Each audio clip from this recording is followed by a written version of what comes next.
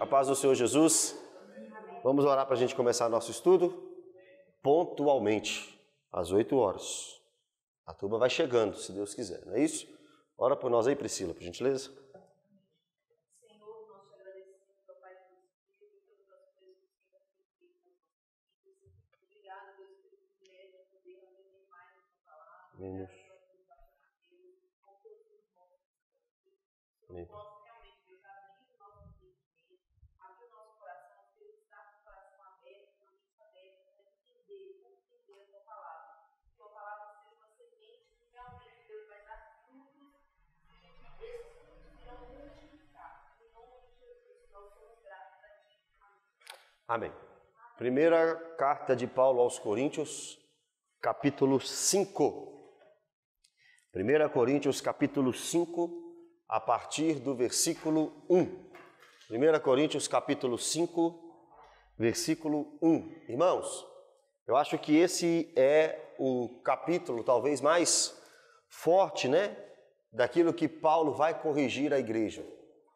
Eu não saberia dizer se é o problema mais difícil que Paulo encara, porque nós temos talvez em 1 Coríntios, capítulo 15, o problema mais triste da igreja, que é a dúvida sobre ressurreição de Cristo e sobre a ressurreição geral, né?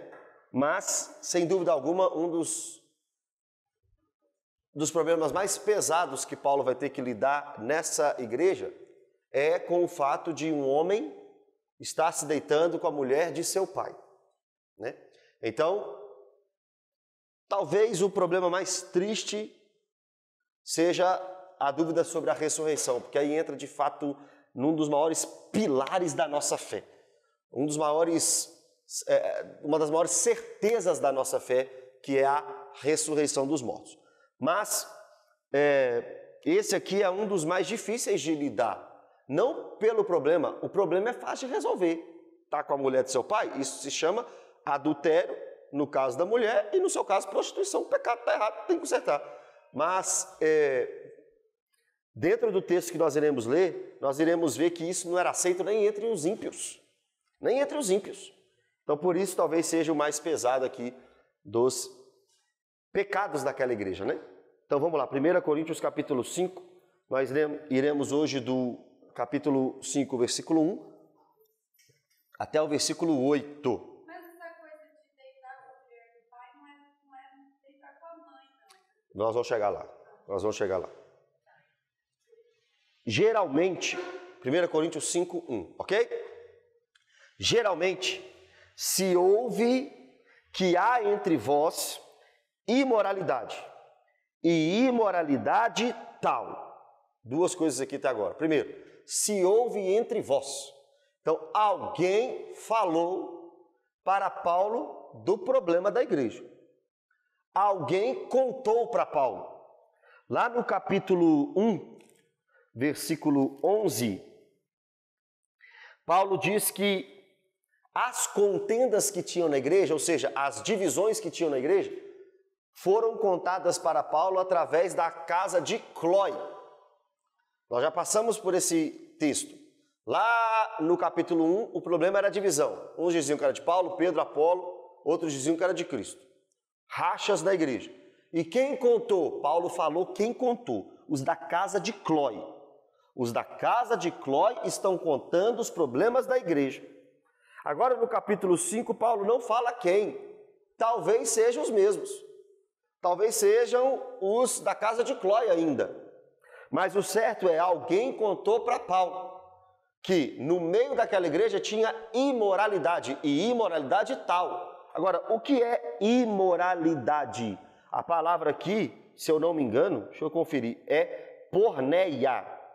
E a palavra porneia significa relações sexuais ilícitas, contrárias ao mandamento da palavra de Deus. Porneia, é isso mesmo, a palavra no grego, que significa relação sexual ilícita. Mas não uma relação sexual ilícita, uma relação sexual ilícita tal. O apóstolo Paulo dá ênfase. Por quê? Porque é algo quase que inacreditável. E o texto vai dizer, olha, como nem mesmo entre os gentios Irmãos, tem hora que a gente acha que a igreja ela é isenta de problema. Aí tem hora que a gente acha que a igreja tem problema. Aí depois a gente entende que a igreja tem muito problema. Mas é difícil assumir que dentro da igreja de Cristo pode ter problemas piores do que o mundo. As pessoas que vêm à igreja não são monitoradas 24 horas pelos pastores, não são monitoradas 24 horas pelos líderes. Deus os monitora 24 horas. Só que se um pastor tivesse na frente da ovelha 24 horas, ela não pecaria tanto quanto peca, porque tem mais temor à presença do pastor do que da onisciência de Deus. Essa é que é a verdade. Porque o pastor não pode ver o que você está fazendo lá no seu quarto quando ninguém vê. O pastor não pode, mas Deus pode. Porque quando você está pecando lá no seu quarto, lá no seu trabalho, lá na sua empresa, o pastor não está vendo. Seu líder de célula não está vendo, mas o Deus Todo-Poderoso está.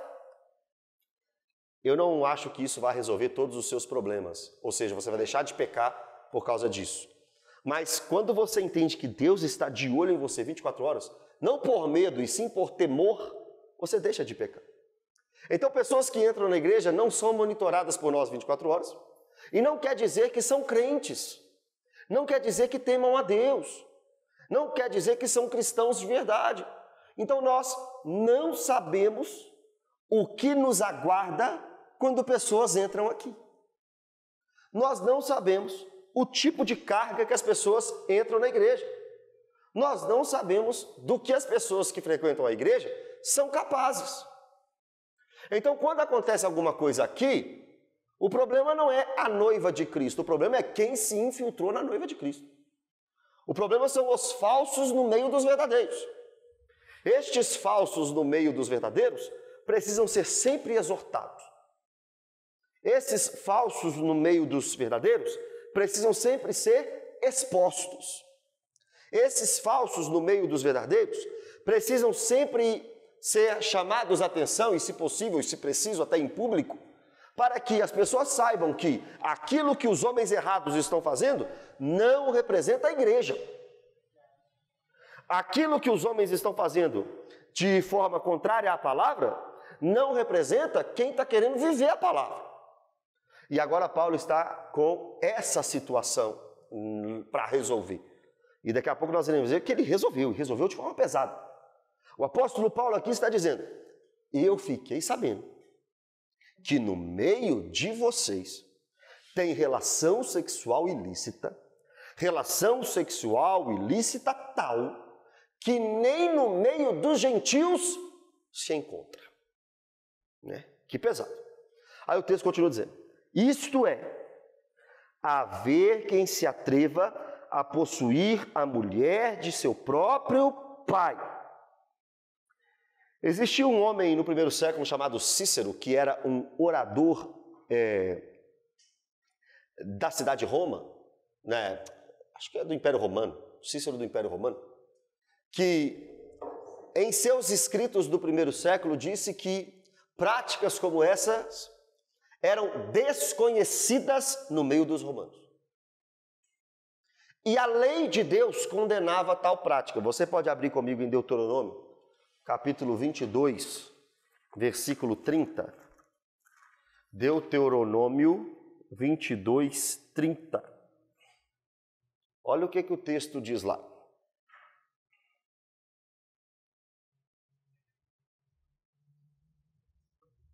Deuteronômio 22, 30.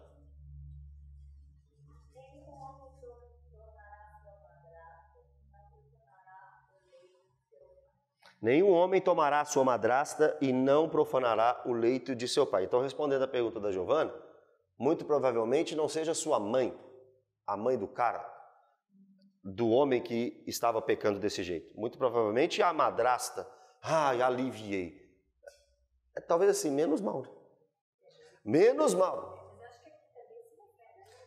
Não, é a madrasta, eu também acredito que sim, 1 Coríntios 5. Deuteronômio é fato, é madrasta. Agora, continua sendo um pecado porque relação sexual fora do casamento é pecado, ou melhor, antes do casamento é pecado, e fora do casamento também é pecado. A relação sexual antes do casamento é chamado de prostituição. Durante o casamento é chamado de adultério. Então aqui temos um homem que foi além dos pecados cometidos até pelos ímpios. Se deitou com a mulher de seu pai. Teve um pregador que despontou muito aí no início dos anos 2000, que pregava até na Lagoinha aqui, era muito conhecido, e ele pecou exatamente nesta situação. Ele teve um caso com a sua madrasta. Aí a gente pensa assim, ele se arrependeu. Não, né? Não, porque hoje ele pastoreia uma igreja com a madrasta, né? E ele é casado hoje com a madrasta, nessa situação aqui.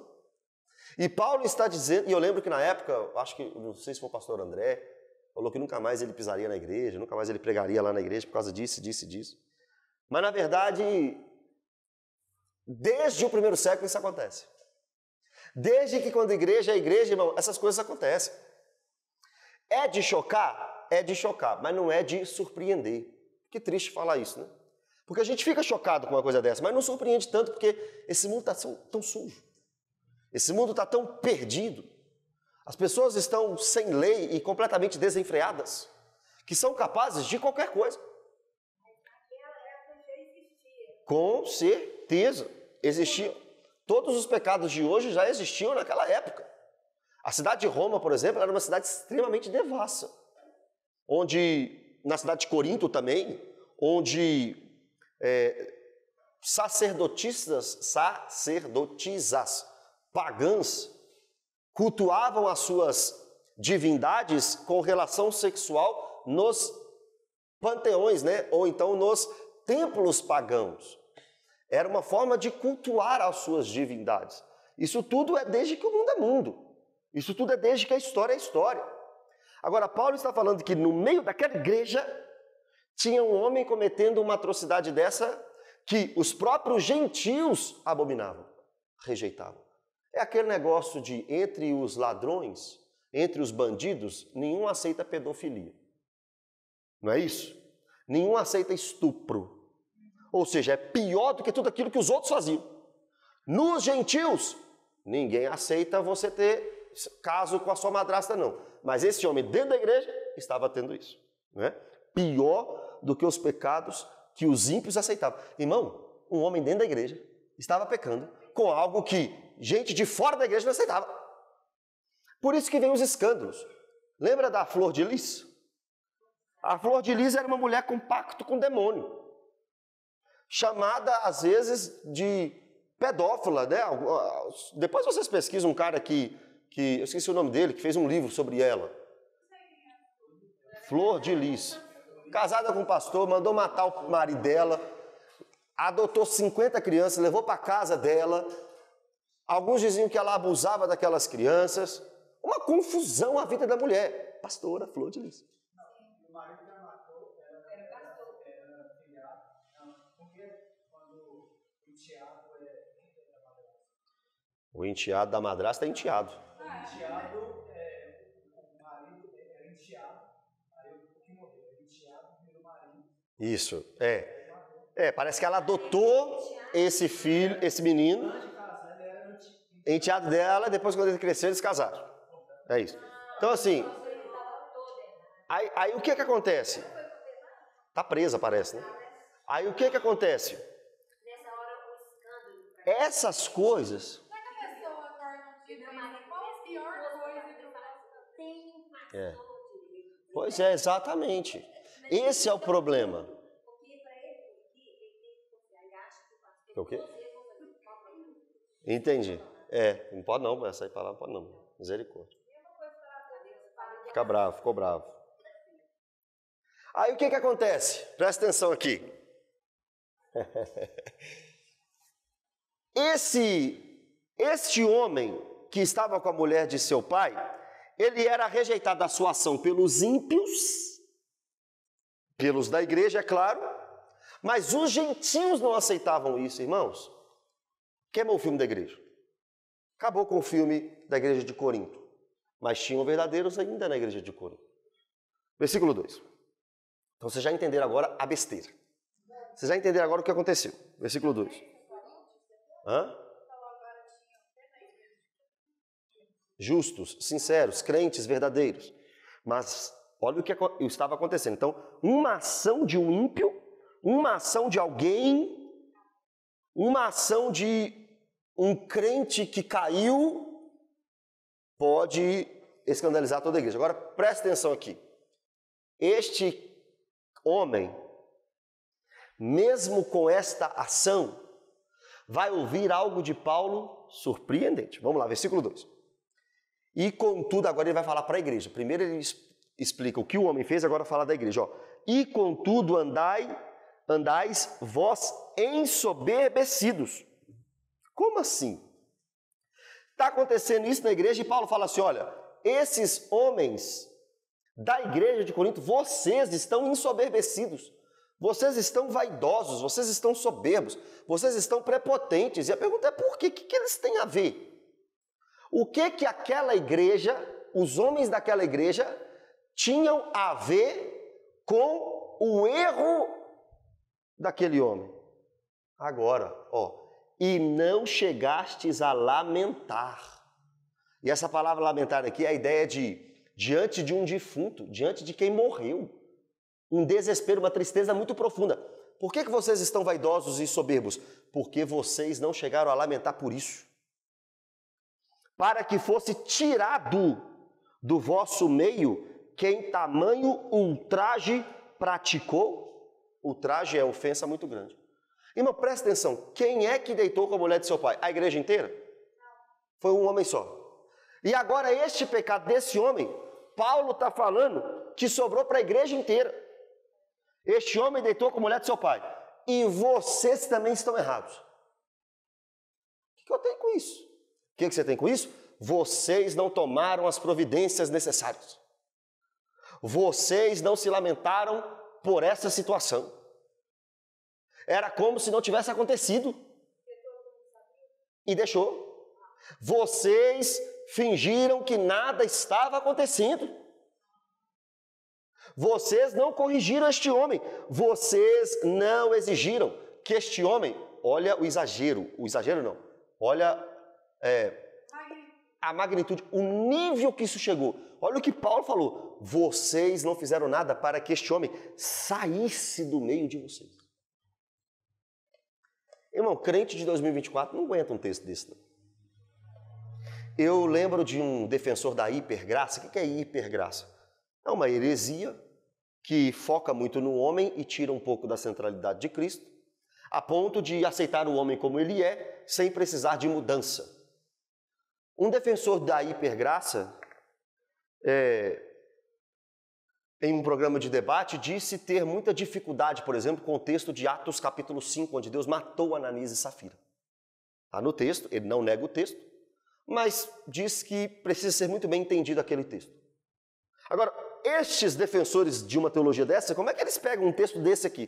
Paulo está dizendo, este homem tem que ser tirado da igreja, excluído da igreja.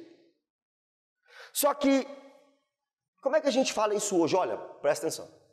Eu acho que eu vivi uma situação dessa uma vez, de o corpo pastoral decidir que uma pessoa não pode ir mais na igreja. Eu acho que 2 vezes. Estou lembrando aqui de 2 casos. Mas eu não era o pastor da igreja, eu era um auxiliar da igreja. E se eu não me engano, o meu pastor na época tomou essa decisão. Mas nunca aconteceu comigo diretamente. Eu não digo que isso seja uma doutrina corriqueira. Mas eu digo que é possível. Nós vamos ver aqui até nos evangelhos, nas palavras de Jesus, que isso é possível. Agora imagina chegar à situação, chegar ao nível de alguém que está em pecado ser expulso da igreja. Pastor da Igreja Batista da Lagoinha expulsa membro por ser isso.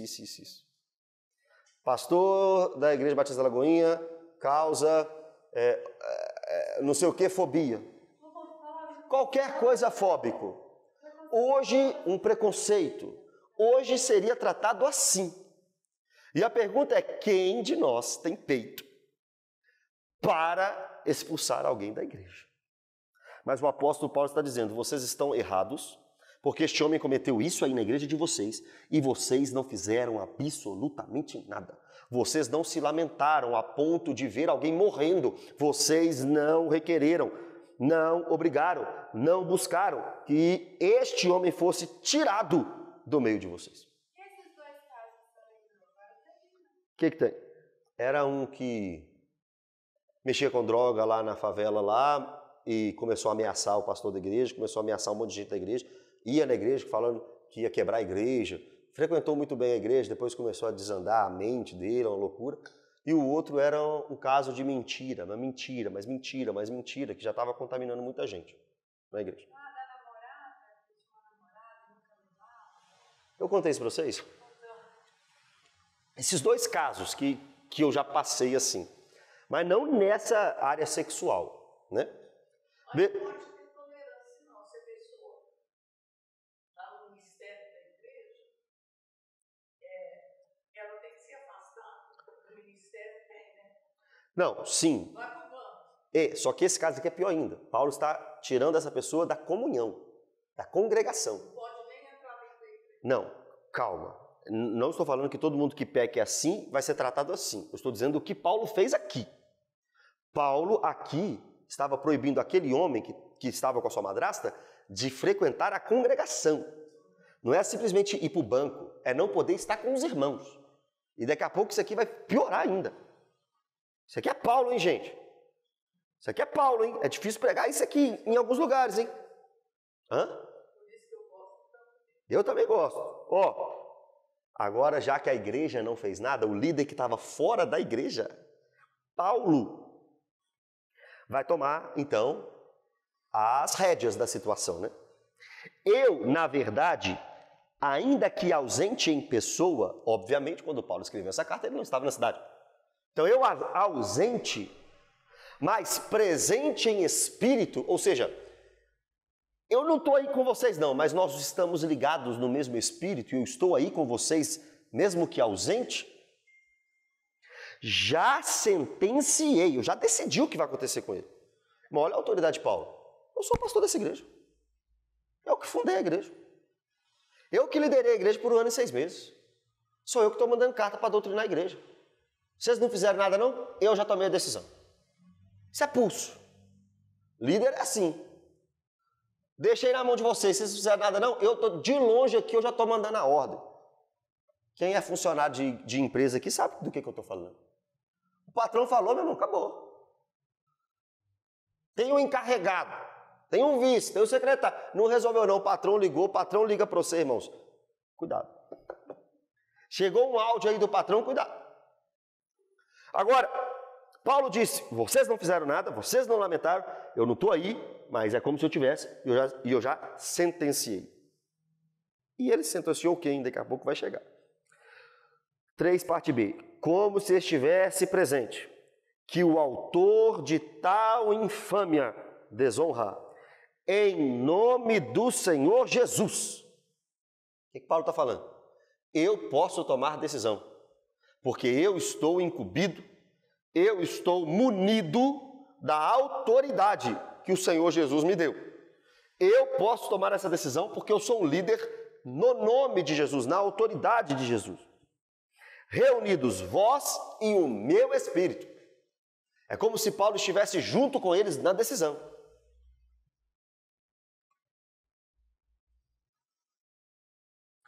Com o poder de Jesus, nosso Senhor, entregue a Satanás. Eu decidi em nome do Senhor que este homem seja entregue a Satanás. Antes de irmos para o que significa entregue a Satanás, vamos ver um texto aqui no Evangelho, Mateus capítulo 18, que vai mostrar o poder da unidade da igreja. O poder da unidade da igreja. Mateus capítulo 18, versículo 15. Já citei esse versículo aqui, eu não sei se em culto ou estudo bíblico.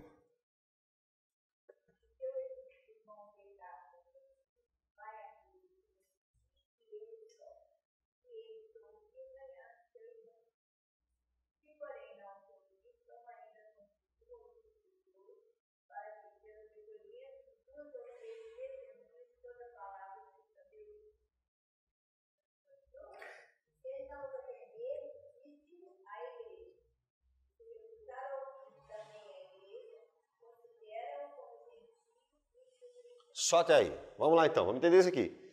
Se o irmão pecar contra ti, vai com ele lá, resolve com ele. Se ele ouvir, você ganhou. Aí depois, se não ouvir, chama 2 pessoas. Se não ouvir, leva para a igreja inteira. Olha a camada, é como primeira instância, segunda instância, terceira instância. Tenta só você e ele, não deu. Tenta a segunda vez, talvez está com o coração duro ainda. Olha as chances que a pessoa tem na igreja.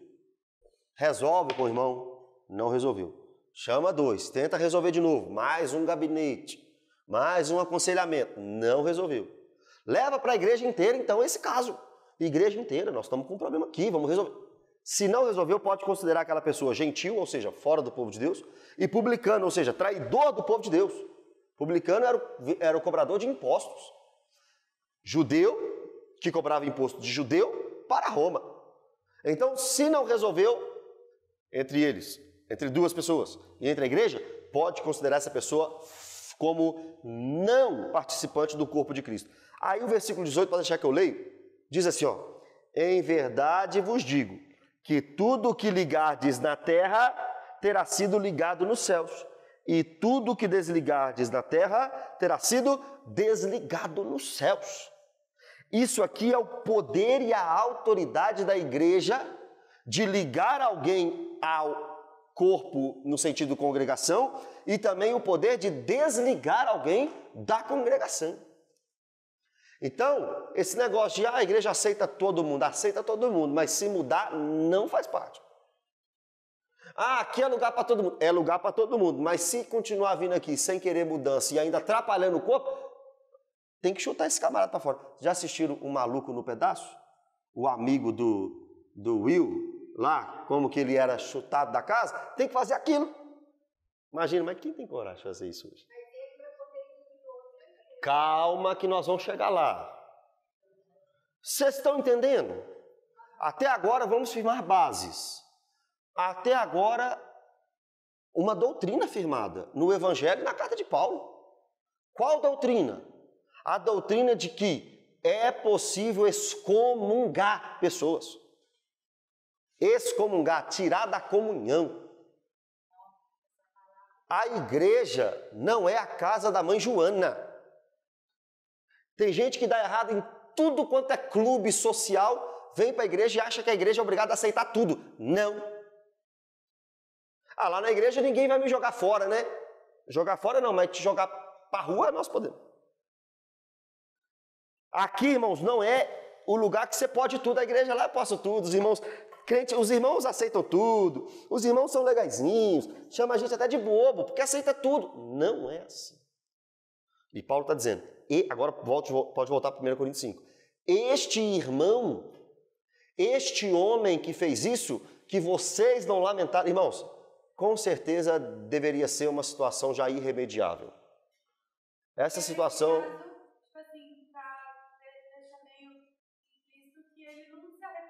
Isso. Muito provavelmente sim. Deveria ser uma situação já irremediável, né? Uma situação já incontrolável para chegar neste ponto. Paulo expulsou o irmão de Corinto. E não só expulsou, Paulo entregou ele a Satanás. Imagina se a moda pega. Queria avisar a igreja que Joãozinho está sendo entregue a Satanás. Por favor, Joãozinho, se retire e não permaneça mais aqui. Imagine. Mas foi isso que Paulo fez. Agora, a sequência. O que seria entregue a Satanás, né? Só antes da sequência. A Bíblia diz que o mundo jaz no maligno. Muito provavelmente, entregue a Satanás aqui significa deixá-lo sobre as maldades deste mundo, tirar da igreja e deixá-lo seguir a vida dele corriqueira neste mundo, né? Agora que vem, a gente acha que está muito pesado, né? Mas olha a sequência do texto. Para a destruição da carne. Este homem vai ser entregue a Satanás, colocado no mundo, retirado da igreja, para a destruição da carne. O que isso significa? Morte física, será? Uma enfermidade, será? Problemas que ele enfrentará na carne, na sua vida, neste mundo, será? Possibilidades. Só que é agora que me deixa encucado. Olha a sequência. A fim de que o espírito seja salvo no dia do Senhor. Paulo não disse que este homem iria perder a sua salvação. Paulo não disse que este homem seria um ser humano sem solução. Paulo não disse que seria um caso perdido. Paulo mostra uma disciplina pesada. Oi?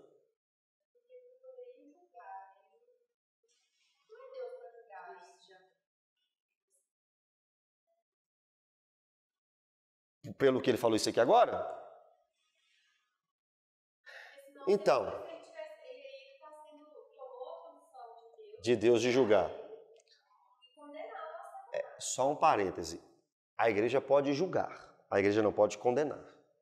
Então, aí a primeira parte, antes dele falar isso, ele estava condenando ele a Satanás. Entregando. Entregando ele. Então, era como se ele estivesse dando uma sentença para ele. Porque depois ele veio e falou que no dia do Senhor, Deus... Não, entendi, mas não é nesse sentido. Porque, por exemplo, quando ele fala que eu estou te entregando a Satanás, ele não está dizendo, agora você está condenado ao inferno. Você lembra que eu falei aqui, ó, você lembra que eu falei 3 possibilidades do que é entregar a Satanás? Por exemplo, o mundo jaz no maligno. Ele poderia estar entregando este homem a Satanás, deixando ele a ver navios nesse sistema mundano que jaz no maligno. Não ser lançado no inferno. Quando Paulo diz, eu estou entregando ele a Satanás, eu tiro ele da comunhão dos santos e coloco ele onde o maligno reina, onde o maligno impera. Agora ele está fora da igreja, ele está no mundo, fique lá, para a destruição da carne. O que seria a destruição da carne? Aí há algumas possibilidades. Morte física, problemas de saúde, doença, alguma coisa, problemas que ele teria que lidar com este mundo cruel do jeito que é. O que significa a destruição da carne? Agora, o que o texto diz sobre que o espírito seja salvo no dia do Senhor, mostra para nós que o oposto do que você falou, por exemplo. O que esse texto mostra para nós ele vai sofrer as duras penas do seu pecado lá fora. E lá fora ele será disciplinado com o fim de resolver essa situação, arrepender disso, mudar de vida e ser salvo no último dia. Então, a destruição da carne a gente pode entender também como sinônimo da mortificação da carne? Ele acabar de... Pode ser também. Com esses pecados da carne? Como o texto não diz, nós ficaremos aqui nos campos das possibilidades. Diga, meu irmão.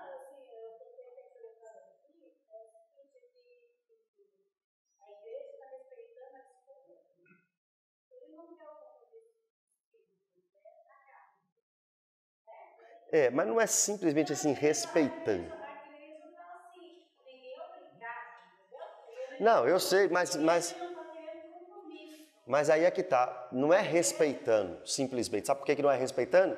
Porque ele, de livre vontade, não saiu da igreja. Este homem, a vontade dele era continuar no pecado no meio do povo. Então não é respeitando, é não respeitando. Ele queria... não aceitando. Ele queria continuar na comunhão no pecado. Se a gente fosse respeitar, então continua aqui no pecado. Não. Isso, sai daqui. Justamente Paulo está criticando a igreja por ter sido conivente. Paulo criticou, olha, vocês estão ensoberbecidos porque vocês não se lamentaram por isso. Paulo está criticando o homem que fez e criticando a igreja por ter sido conivente.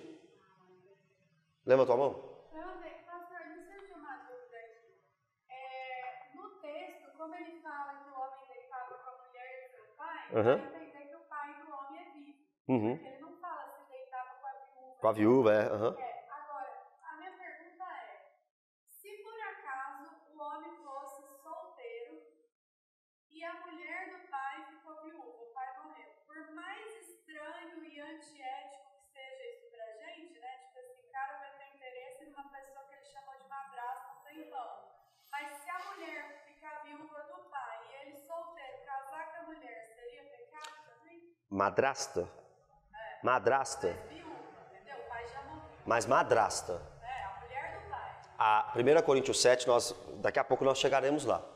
1 Coríntios 7, versículos 8 ao 11. E 1 Coríntios 7, versículo 39, quando nós estudamos Romanos, eu falei sobre isso, deu uma polêmica. Nós vamos ter que falar de novo. Para 1 Coríntios 7, o segundo casamento é em caso de viuvez. Em caso de viuvez. Sendo viúva, a pessoa está livre para casar novamente. Entende? Nós iremos chegar aqui. A questão é mais moral do que doutrinária. Porque, nossa, a madrasta. Nossa, a mulher que estava com o marido, o meu pai, né? Mas não é mãe. Não é mãe. Então, eu vou me mover pelo quê? Pela moral, pela ética do que eu acho que é errado ou pelo texto? Por mais moralmente falando que seja errado, biblicamente falando, não está errado. Porque também acho que tudo depende. Se o cara teve uma relação de enteado mesmo, com a madrasta e tal, uma coisa. Se ele não teve menor convivência, né? Só uma viúva. Exato. Na passagem dele no finalzinho, ele fala assim, para honrar, né? Você puder desonrar o seu pai. Uhum.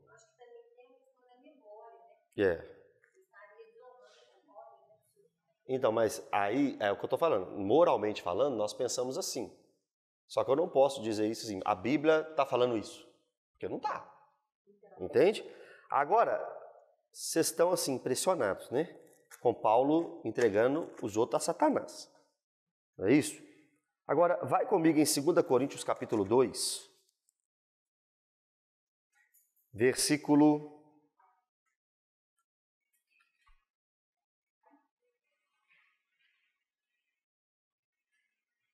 5. 2 Coríntios 2, 5. 2 Coríntios capítulo 2, versículo 5. Olha o que parece ter acontecido com este homem. Se a sua Bíblia tem título, né? O meu título está assim, ó. O penitente deve ser readmitido na igreja. 2 Coríntios 2, 5. Ora, se alguém causou tristeza, não o fez apenas a mim, mas para que eu não seja demasiadamente áspero, digo que, em parte, a todos vós. Basta-lhe a punição pela maioria, de modo que deveis, pelo contrário, perdoar-lhe e confortá-lo, para que não seja o mesmo consumido por excessiva tristeza. Pelo que vos rogo que confirmeis para com ele o vosso amor. E foi por isso também que vos escrevi, para ter prova de que em tudo sois obedientes. A quem perdoais alguma coisa, também eu perdoo. Porque, de fato, o que tenho perdoado, se alguma coisa tenho perdoado, por causa de vós o fiz na presença de Cristo, para que Satanás não alcance vantagem sobre nós, pois não lhe ignoramos os desígnios. O texto não diz que é aquele homem perdoado pela igreja, mas é possível que seja aquele homem perdoado pela igreja e que voltou à comunhão e à congregação. Voltando a 1 Coríntios capítulo 5. Porque ele se arrependeu, tanto é que ele foi perdoado. É perdoado quem se arrepende.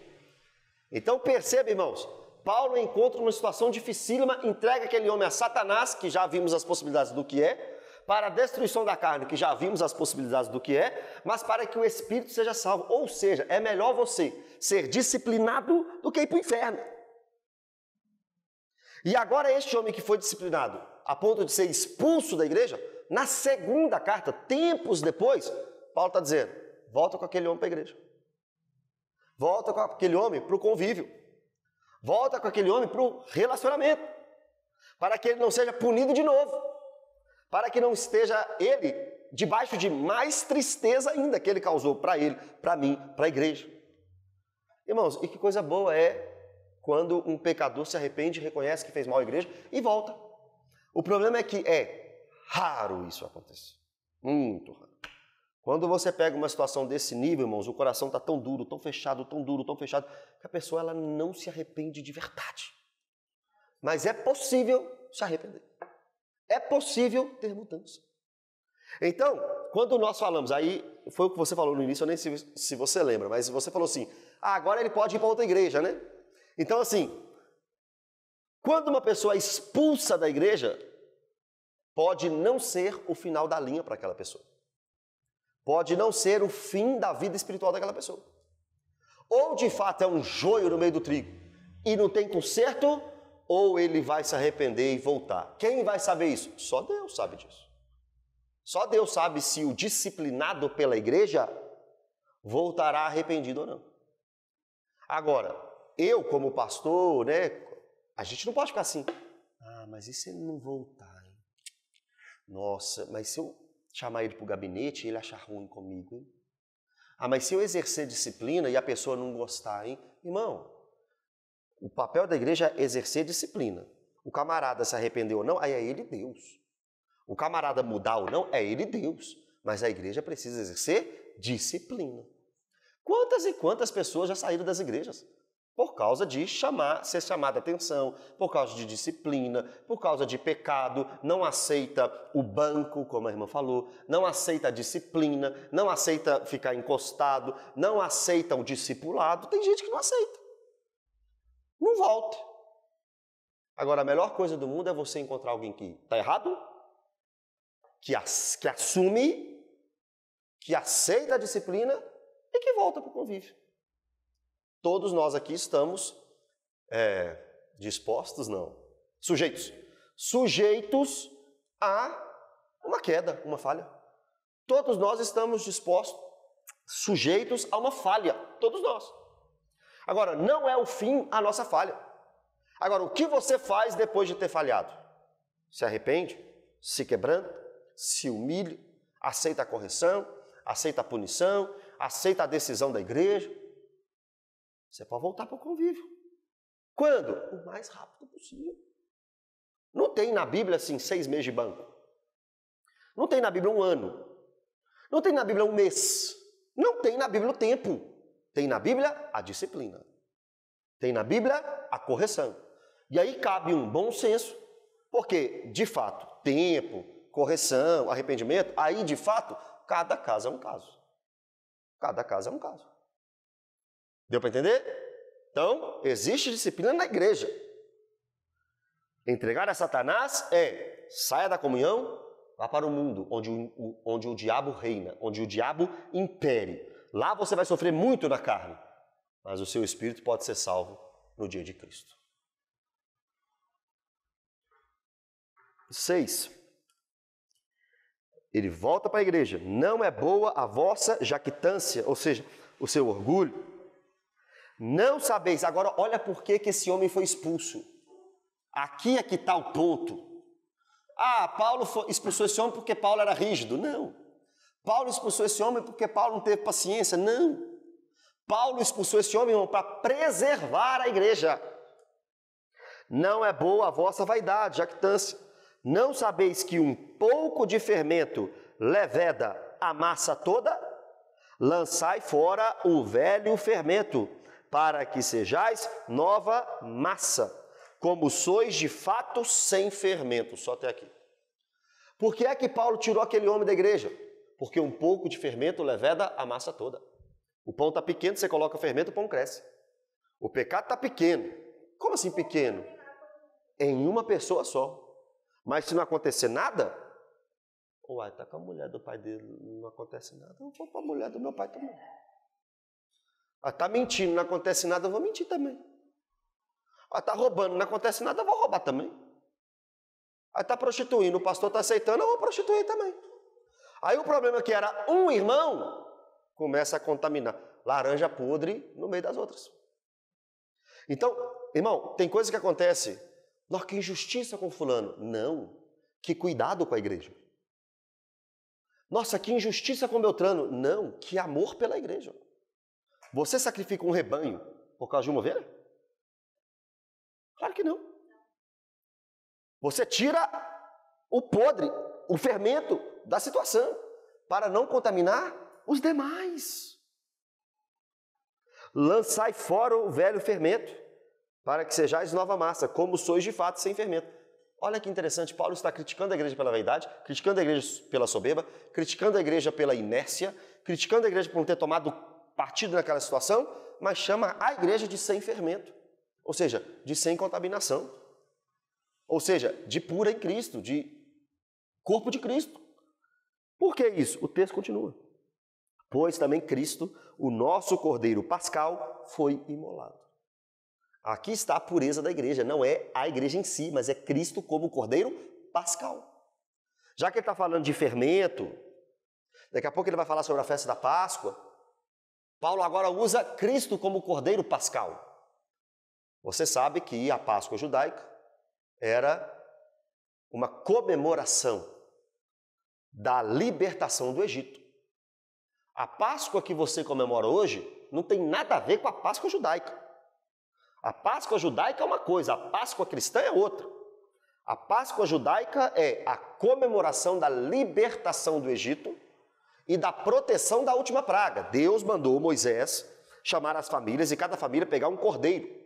Esse cordeiro seria morto, o sangue seria colocado nos umbrais da porta e quando o anjo da morte, a 10ª praga lá do Egito, a morte dos primogênitos, quando o anjo da morte passasse por aquelas portas, ele veria sangue dos israelitas e não mataria os seus primogênitos. E este cordeiro seria assado, comido com pães asmos e ervas amargas. E isso, uma vez por ano, o judeu teria que fazer para lembrar dessa situação. Cristo, quando os judeus estavam comemorando a Páscoa, pega o vinho, pega o pão e diz, agora é uma nova aliança, agora é no meu sangue. Ou seja, eu sou a confirmação daquilo que aconteceu no Egito. Sou eu que tiro vocês do Egito de pecado. Sou eu que dou a vida para que vocês não morram. Lembra que o cordeiro deu o sangue para que os primogênitos não morressem? Jesus está dizendo, eu sou aquele que garante a vida para vocês. Eu sou aquele que não permite com que vocês morram por causa dos seus pecados. Cristo é o nosso Cordeiro Pascal. É o sangue de Cristo em nós que não permite com que a ira de Deus seja aplacada em nós. E por causa disso, só um minuto, e por causa disso, nós somos santos em Cristo. Por causa do Cordeiro, por causa de Cristo. Então esse fermento, esse pecado, joga fora. Vocês foram comprados pelo Cordeiro Pascal. Eu aprendi a Páscoa igual o senhor falou, que é a Páscoa dos hebreus, saindo do Egito. Isso. Então nossa Páscoa agora é outra. Sempre foi outra. Deixa eu te explicar de novo. Os hebreus, os israelitas... Porque eu penso, pelo que foi me ensinado, a Páscoa continua sendo a mesma coisa. Não, Páscoa judaica é isso. Páscoa é uma festa judaica, não cristã.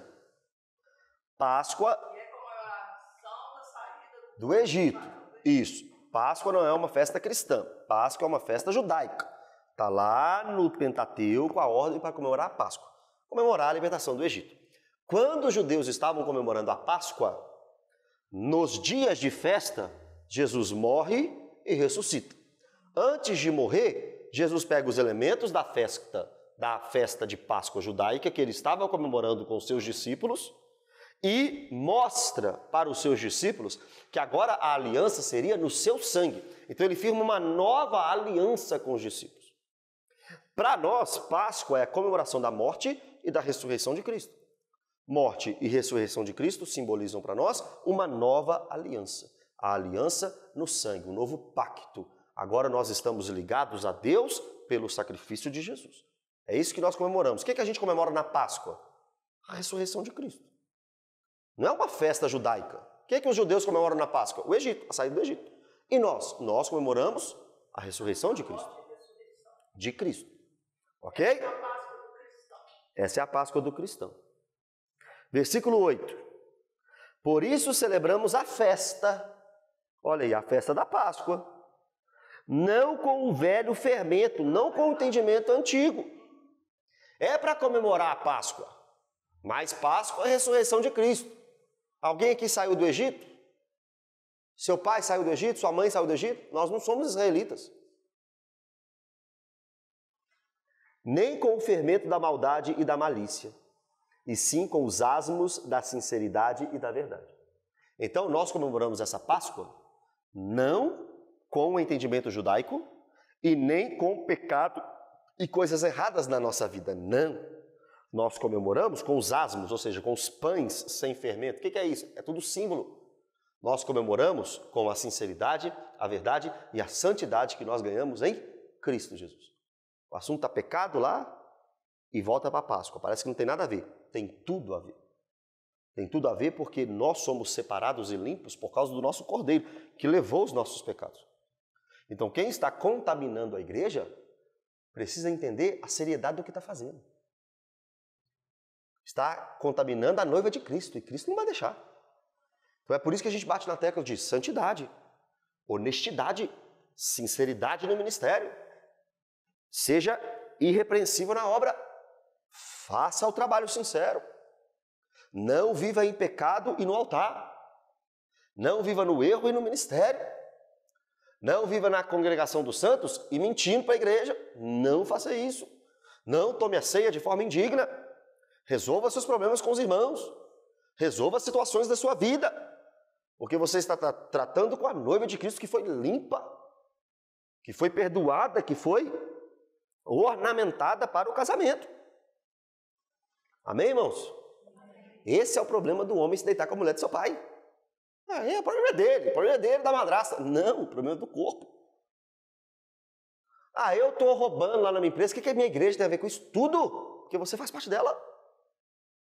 Eu menti lá, não sei aonde, o que meu pastor tem a ver com isso? Tudo. Nós somos um corpo, irmãos. E se não for tratado, vai contaminando, vai contaminando. Igual o telefone sem fio, igual fofoca. É igual pequenos problemas que não resolve, aí começa a falar para o outro, falar para o outro. Bola de neve. Esse é o problema. Então tem que ser tratado de forma correta, sincera, justa, honesta, verdadeira. Doa a quem doer. Mas fulano tem um dízimo maior da igreja. E aí? Tem gente que não é corrigido por causa de dízimo. Mas fulano ajudou a igreja. O pastor deixa o cara ficar mais de boa. Tá pecando. Claro que tá. Mas fulano é muito influente, então a gente... Vocês acham que pode acontecer isso? Claro que pode. Mas fulano fez aquilo para a igreja, né? Aí pode. O dono dessa casa aqui, frequenta aqui de vez em quando. Nem sei se vocês sabem quem são, a maioria, alguns sabem. Aí vamos supor que ele seja membro dessa igreja, porque ele é membro de uma outra igreja. Mas vamos supor que ele seja membro desta igreja. Aí eu estou assim, você sabia que na época da pandemia ele não cobrou nem um centavo de aluguel? Ficou 2 anos aqui sem pagar 1 centavo de aluguel? Que bênção! Agora imagina se esse cara, no meio da pandemia, peca com algo muito grave. Eu estou assim, mas como é que eu vou corrigir ele? 2 anos sem aluguel, sem pagar. Como? Fala assim, fulano, você está em pecado, tá? Você não pode fazer isso, senão você está de banco. Mas vocês estão reunindo na minha igreja, na minha casa. Então põe nós na rua. Põe nós na rua. É assim mesmo que fala.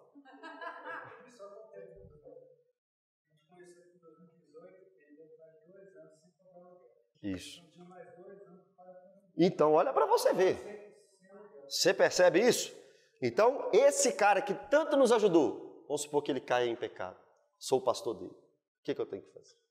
Irmãos, isso tem que servir para limpar o nosso coração, porque muitas vezes nós iremos precisar de lidar com a situação e não pode ser com partidarismo. O que vale para um tem que valer para todos aqui nessa igreja. O que vale para um tem que valer para todos. O tratamento com um tem que ser com todos. O que vale para um tem que valer para todos. Não. Por quê? Porque nós estamos tratando do corpo de Cristo. É porque tem a ver com a noiva de Cristo, irmãos. E nós não podemos ir contra Cristo. A noiva de Cristo. Amém? Aí, a partir da semana que vem, a gente vai para o versículo 9. 1 Coríntios 5, 9. O texto de hoje é muito bom. Por hoje já acabou, 5 para as 9. Amém, gente? Vamos orar então?